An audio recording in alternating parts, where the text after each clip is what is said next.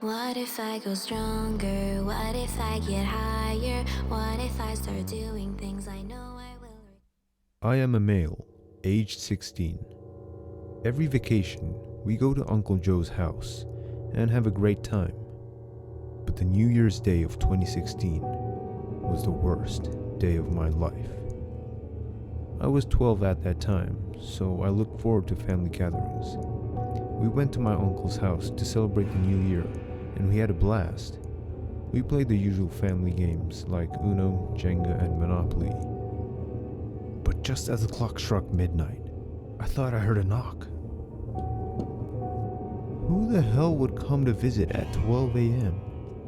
Being the curious boy I am, I went to the window to see who it was. When I saw them, I almost threw up.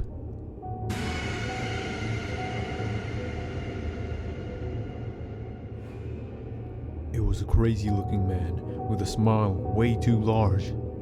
I was pretty sure that there were slits cut in the corners of his mouth. He started banging the window with his fists.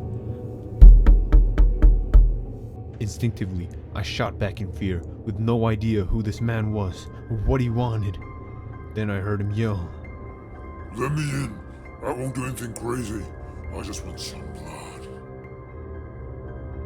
My uncle, who was quite a buff dude, marched to the door and looked through the eye hole. On a close inspection, the guy outside was wearing a torn white shirt and a black pair of pants. Suddenly, the door handle cracked open. My uncle tried to shut the door, but the psychopath at the door had crazy strength and was overpowering him. My parents tried helping him, but it was no use. Things were looking bad. Then the lunatic started thrusting a large knife, which had a strong stench of blood. My uncle inches away from it. In sheer desperation, my uncle shouted, "Call the cops!" I snapped out of my fear and dialed 911. Soon enough, the cops had arrived, but by the time they showed up, it was too late. The man had already run off. They couldn't find a single trace of him. It was about 2 in the morning by then, so we decided to call it a night after the nightmarish ordeal. My parents decided to go home, but I insisted on staying over for the night, for some reason. A few hours later, I was awakened by footsteps. After hearing them come up the stairs, I sat up trembling with fear. Was it the guy who was at the door?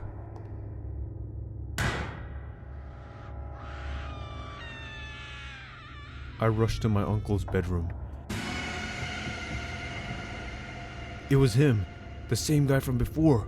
My uncle was shot in the back and lay struggling, while my aunt was in the corner, in a fetal position, weeping in fear.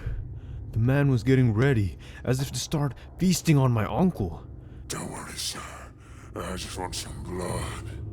The psycho had his back turned and hadn't noticed me, so there was a chance to catch him by surprise.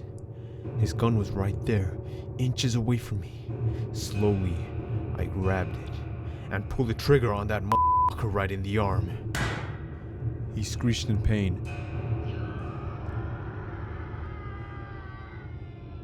"You little brat!" Then he ran out like a madman, with his arm flopping to the side. We called the cops and the ambulance. My uncle survived, but now he's paralyzed from the waist down. I just wonder what would have happened to my uncle if I hadn't have insisted on staying at his house. But that was the worst day of my life.